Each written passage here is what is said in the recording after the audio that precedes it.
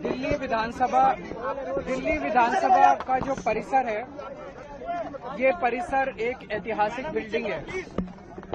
जब कलकत्ता से अंग्रेजों के जमाने में जब कलकत्ता से दिल्ली राजधानी ट्रांसफर की गई थी, तो उस वक्त ये बिल्डिंग बनाई गई थी 1912 में।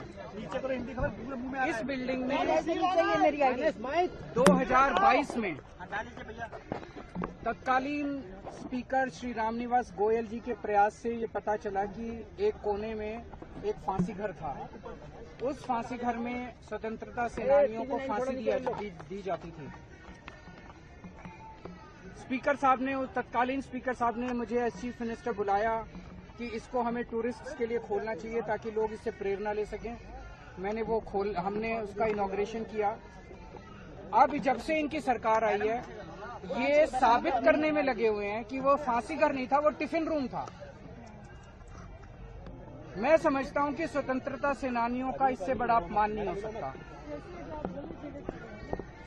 इनके पास आज विधानसभा में मेरे को बुलाया गया था ये कहने के लिए कि साबित करो वो फांसी घर था।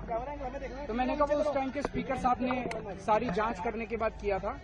लेकिन मैंने कहा आप ये मेरे को बताइए कि आपके पास क्या सबूत है कि टिफिन रूम था, ये फांसी। इनके पास कोई सबूत नहीं है। तो इसका मतलब ये जानबूझ के स्वतंत्रता सेनानियों का अपमान करने के लिए उसको फांसी घर नहीं था ये साबित करने में लगे हुए हैं, और वो टिफिन रूम था ये साबित करने में लगे। पर मेरा अपना ये कहना है, आज जब से बीजेपी की सरकार आई है 1 साल से, मैंने अंदर इनको यही कहा।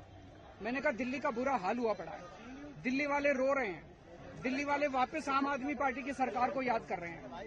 चारों तरफ दिल्ली में कूड़ा ही कूड़ा है, पोल्यूशन का बहुत बुरा हाल है, सड़कें टूटी पड़ी हैं, मोहल्ला क्लिनिक बंद किए जा रहे हैं, अस्पतालों में दवाइयां नहीं मिल रही हैं, पानी के हजारों रुपए के बिल आ रहे हैं, बिजली के हजारों रुपए के बिल आ रहे हैं, बिजली की कटौती हो रही है, चारों तरफ हाहाकार मचा हुआ है। मैंने कहा तुम्हारे को केवल एक ये मुद्दा मिला है टाइम खराब करने के लिए, केवल इसी के लिए तुम कर रहे हो।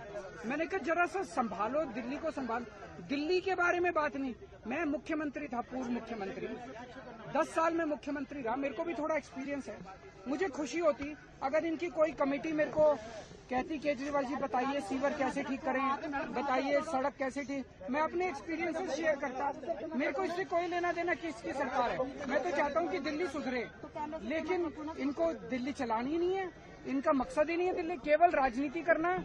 और सबसे बड़ा दुख मेरे को इस बात का हुआ कि स्वतंत्रता सेनानियों को जब फांसी दी जाती थी, ऐसे स्थान को ये लोग ये साबित करने में लगे हुए कि वो फांसी घर नहीं है और वो टिफिन रूम है।